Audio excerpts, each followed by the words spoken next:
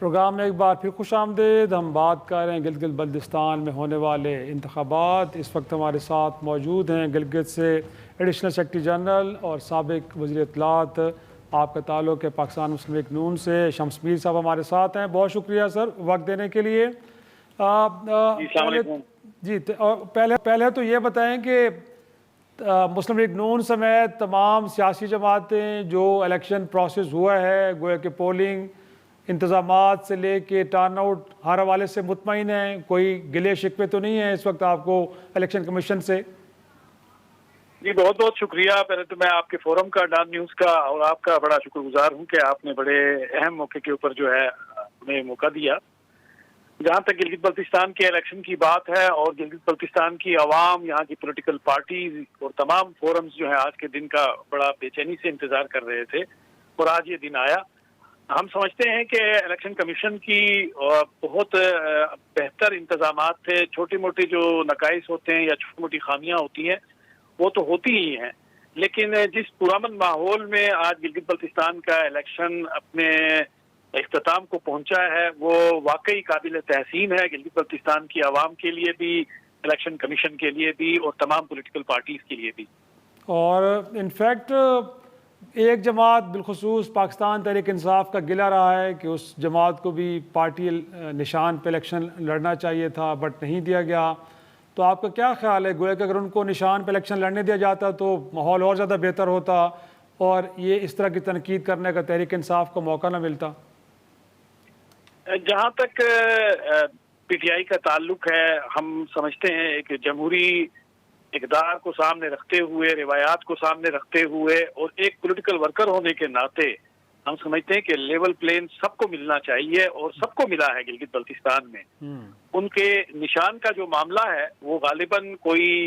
Court issue میں پھنسا ہوا تھا، اس وجہ سے شاید نہیں ہوا ہے، وہ الیکشن کمیشن ہی بہتر بتا سکتا ہے۔ لیکن لیول پلین کے اعتبار سے انہوں نے اپنے کینڈیڈیٹس بالکل یہاں پر جو ہے چاک آؤٹ کیے، انہوں نے اپنے کینڈیڈیٹس کو باقاعدہ یہاں پہ ٹکٹ دیا ایم ڈبلیو ایم کے اتحاد کے ساتھ، اور انہوں نے بھرپور الیکشن گلگت بلتستان میں لڑا ہے، اور ان کے کینڈیڈیٹس جو تھے وہ اپنی کمپین میں مکمل آزاد تھے۔ ان کو ہم نے ان کی کمپین دیکھی، ان کے کینڈیڈیٹس کو دیکھا، پولنگ سٹیشنز کے اندر انہیں دیکھا، بلکہ میں نے خود بھی جا کر کئی سے پوچھا بھی کہ کوئی ایشو ہے تو مجھے بتائیے۔ ایک صاحب نے صرف مجھ سے کہا کہ سر یہاں پر جو ہے وہ سلو چل رہا ہے تھوڑا سا، تو میں نے کہا چلے میں اس حوالے سے جو ہے آگے بات کر لیتا ہوں، الیکشن کمیشن سے بات کر لیتا ہوں۔ تو مواقع سب کو اسی طرح ملے ہیں جس طرح باقی پولیٹیکل پارٹیز کو ملے۔ لیکن شمس میر صاحب یہ بھی تو حقیقت ہے نا کہ جب الیکشن کمپین ہو رہی تھی تو گویا کہ جنید اکبر ہوں، سلمان اکرم راجہ صاحب کے بارے میں، پنجوتا صاحب کے بارے میں کہا گیا کہ ان کو گلگت بدر کیا گیا، کوئی سیریس ریزرویشنز کو وجوہات نہیں تھی، اور باقی بھی جو ان کے قائدین ہیں وہ کہہ رہے ہیں کہ ان کو بھی کچھ زیادہ کھل کے نہ تو کمپین کرنے دی گئی، نہ جس طرح اشتہاری مند دیگر جماعتیں چلا رہی تھیں ان کو اس طرح کا موقع میسر آیا۔ تو آپ کو لگتا ہے کہ یہ گلے بالکل ہی بیس لیس ہیں یا کہیں نہ کہیں تھوڑی بہت تو ان میں کوئی ہوگی نا سبسٹنس؟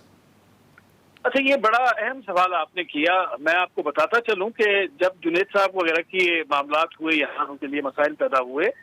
تو میں خود الیکشن کمیشن میں اس وقت موجود تھا اور الیکشن کمیشن میں ایک اپلیکیشن لے کر گیا تھا کہ میاں نواز شریف صاحب ہمارے قائد محترم جو ہے وہ گلگت تشریف لا رہے تھے۔ تو وہاں پہ جب یہ بات میں نے سنی تو میں بڑا حیران ہوا کہ جی یہ ایسا کیوں ہوا۔ تو جب میں نے پوچھا الیکشن کمیشن صاحب سے کہ سر یہ اس طریقے سے انہیں کیوں بین کیا جا رہا ہے، انہیں کیوں اس طریقے سے وہ منع کیا جا رہا ہے، تو انہوں نے کہا سر دیکھیں آپ باقاعدہ یہاں پر جو ایک اپلیکیشن لے کر آئے ہیں وہ این او سی کی اپلیکیشن لے کر آئے ہیں اپنے قائد محترم کے دورے کے لیے۔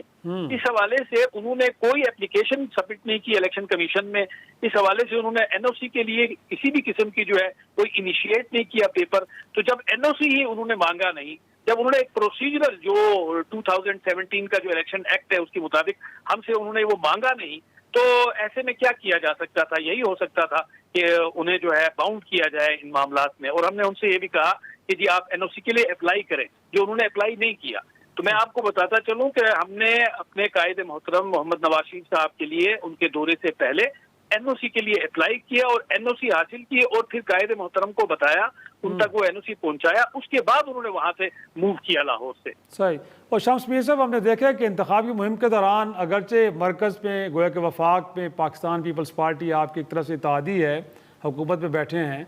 بٹ وہاں پہ بلاول بھٹو صاحب ہوں یا پھر آصفہ صاحبہ، بڑی تنقید ہوتی رہی ہے پاکستان مسلم لیگ نون کو لے کے، بلکہ اپنے کارکنوں سے کہا گیا کہ جی فارم 45 کی بڑی حفاظت کریں تب جا کے فارم 47 ہم لے پائیں گے، اور پھر اگر یہاں بھی پیپلز پارٹی کا وزیر اعلیٰ نہیں آتا تو شاید جو حقوق دیے جانے ہیں وہاں کے لوگوں کو وہ نہ مل پائیں، نہ آپ کو مالی نہ انتظامی خود مختاری مل پائے۔ تو تنقید تو وفاقی حکومت پہ کی جا رہی تھی، تو بڑا عجیب سا لگ رہا تھا، اس کو وہاں کے لوگوں نے کس طرح لیا اور آپ کی پارٹی نے بالخصوص کیسے لیا اسے؟ بلاول صاحب چونکہ وہاں پر پیپلز پارٹی جو ہے وفاق میں وہ الائز ہے، اور وہاں پر ان کے گلے شکوے جیسے تیسے بھی ہیں وہ وہیں پر ہی بہتر سمجھ سکتے ہیں۔ گلگت بلتستان کے حوالے سے اس دفعہ کا جو الیکشن تھا 2026 ہے، یہ بنیادی طور پر پرفارمنس پہ ہو رہا تھا، اور تمام پولیٹیکل پارٹیز کے سامنے عوام نے یہی ایک سوال رکھا تھا کہ جی آپ کی پرفارمنس کیا ہے۔ پیپلز پارٹی بھی یہاں گورنمنٹ کر چکی ہے، پی ٹی آئی بھی یہاں پر گورنمنٹ کر چکی ہے، اور پی ایم ایل این بھی یہاں پر گورنمنٹ کر چکی ہے، تو ان تینوں کا موازنہ چل رہا تھا۔ الحمدللہ گلگت بلتستان کی عوام نے پرفارمنس جس کی دیکھی اسی کی طرف زیادہ ٹلٹ ہوئے، تو آج کا جو رزلٹ آگے بڑھ رہا ہے ہمیں امید ہے کہ پی ایم ایل این اپنی پرفارمنس پہ آگے جا رہی ہے۔ اور کوئی ایسا خدشہ تو نہیں ہے کہ کچھ جماعتیں ایسے مشروم گروتھ ہوئی ہے؟ پاکستان استحکام کے بارے میں کہا جاتا ہے کہ ان کے 17 کینڈیڈیٹ میرے خیال میں، اسی طرح کیو لیگ کے کوئی 11 کے قریب بتائے جا رہے ہیں، ان جماعتوں کی وہاں پہ پریزنس ہمیں کو ماضی میں اتنی بڑی دیکھنے کو ملی نہیں جس طرح انہوں نے اپنے کینڈیڈیٹس وہاں پہ فیلڈ کیے ہیں، تو کوئی خدشہ خطرہ تو نہیں ہے کہ جس طرح پچھلے الیکشن میں بلاول صاحب یہ گلہ کرتے نظر آئے کہ ان کی 8-9 سیٹیں چرا لی گئیں، تو مسلم لیگ نون مطمئن ہے کہ کوئی ایسا سین نہیں ہونے والا کیونکہ آپ کی سیٹیں چرا لے؟ جی، الیکشنز میں عموماً گلگت بلتستان کے اندر ایسا ہوتا رہتا ہے کہ وہ اچانک جو ہے وہ مشرومز جو ہیں وہ سامنے آ جاتے ہیں، اور اسی طریقے سے آئی پی پی بھی آئی یا کاف لیگ بھی آئی یا اسی طریقے سے اور بھی کچھ گروپس آئے، تو خدشات تو تحفظات تو رہتے ہیں اور ہوتے بھی ہیں، اور ہمیں بھی تھے۔ بہرحال ہم نے اپنی پرفارمنس کو سامنے رکھا، عوام کے سامنے رکھا، اور اب رزلٹ آپ کے سامنے آ رہے ہیں۔ اب آپ دیکھیے گا کہ گلگت بلتستان کی عوام پرفارمنس کو کس طرح آگے لے کے بڑھتی ہے پی ایم ایل این کی، اور جو باقی مشرومز ہیں ان کا کیا ہوتا ہے وہ آپ کے سامنے رزلٹ آ جائے گا۔ اچھا شمس میر صاحب، میں ابھی سٹیٹس دیکھ رہا تھا الیکشن سے متعلق، گویا کہ ایک تو یہ کہ انڈیپینڈنٹ امیدواروں کی تعداد سب سے زیادہ ہے، پھر لگ یہ رہا ہے کہ بہت سے لوگ ایسے تھے کہ جو پچھلے سیٹ اپ میں وزیر اعلیٰ سے لے کے اہم عہدوں پہ تھے، آپ کسی اور پارٹی کو جوائن کر چکے ہیں، but more importantly Gilgit Baltistan کے بارے میں کہا جاتا ہے کہ وہاں پہ لٹریسی ریٹ بہت اچھا ہے، گویا کہ ویمن پارٹیسپیشن پاکستان کے مقابلے میں بھی مختلف شعبوں میں بڑھ چڑھ کے ہے، بٹ سر یہاں پہ جو میں سٹیٹس دیکھ رہا ہوں گویا کہ ٹوٹل 8 خواتین جنرل سیٹس کے اوپر الیکشن لڑ رہی ہیں، اور اس میں بھی کوئی 5 انڈیپینڈنٹ ہیں، تو اس سیاسی جماعتوں نے وہاں پہ خواتین کی پارٹیسپیشن کو تو میک شور نہیں کیا، نہ آپ کی جماعت نہ کسی اور نے۔ دیکھیے، جو بڑی پولیٹیکل پارٹیز ہیں یہاں پہ، جو پاکستان مسلم لیگ ہے یا پاکستان پیپلز پارٹی ہے، ان دونوں پولیٹیکل پارٹیز کے اندر باقاعدہ ریگولر ونگز کام کرتے ہیں، وومن ونگ کے یہاں پہ جو ہے، اور ان کی ایک اچھی بڑی نمائندگی پولیٹیکل پارٹیز کے اندر موجود ہے، ان دو بڑی پارٹیز کے اندر موجود ہیں، اور اسی طریقے سے اسپیشل سیٹس کے اندر بھی جتنی بھی اسمبلیاں یہاں پہ آئی ہیں 2009 کے بعد، ان کے اندر ایک اچھی تعداد وومنس کی یہاں پر اسمبلیز کے اندر رہی ہے۔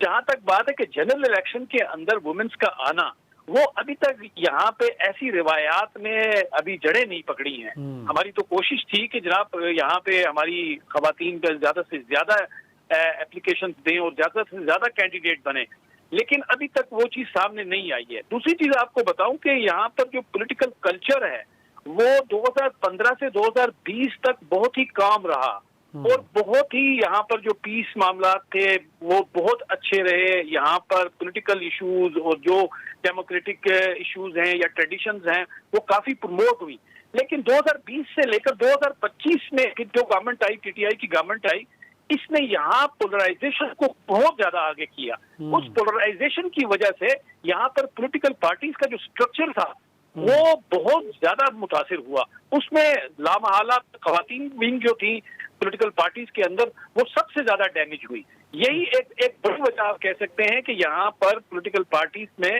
ویمنس کا زیادہ اپلیکانٹ نہ ہونا، اس کی ایک بڑی وجہ یہ پولرائزیشن بھی ہے۔ اور کوئکلی میں لاسٹلی آپ سے یہ بھی جاننا چاہوں گا کہ اگر ہم ایک مفروضے کی بنیاد پہ کہتے ہیں کہ آپ اس پوزیشن میں آ جاتے ہیں کہ حکومت سازی کریں، بٹ اس کے لیے آپ کو کہیں इंडिपेंडेंट लोगों की ज़रूरत पड़ जाए, और बिलखसूस उन लोगों की कि जो तहरीक इंसाफ की हिमायत से इलेक्शन जीत के आए हैं। तो मुस्लिम लीग नून ने सोच रखा है कि हुकूमत बनानी है, और अगर उसके लिए उन लोगों से भी रब्ता करना पड़ा तो सियासत के अंदर सब कुछ जायज़ है, किया जा सकता है। सियासत के अंदर अगर जायज और नाजायज की बात करें तो उसको एक ही तरफ रखें, लेकिन गिलगित बल्तिस्तान के बेहतर मुस्तकबिल के लिए, क्योंकि ये एक बहुत ही दूर दराज का इलाका है और बहुत ही पहाड़ी इलाका है, बड़ा मुश्किल इलाका है।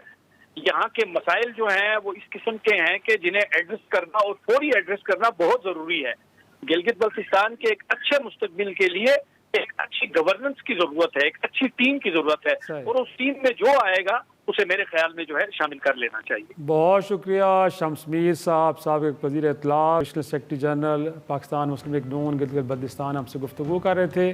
नाज़रीन, एक छोटा सा ब्रेक लेंगे और इस इलेक्शन में शामिल दीगर जो बड़ी जमात हैं उनके उम्मीदवारों से या उनके नुमाइंदों से गुफ्तगू करेंगे और उनका मौक़िफ़ जानने की कोशिश करेंगे। छोटा सा ब्रेक से वापस आएंगे, प्रोग्राम के सिलसिले को आगे बढ़ाएंगे।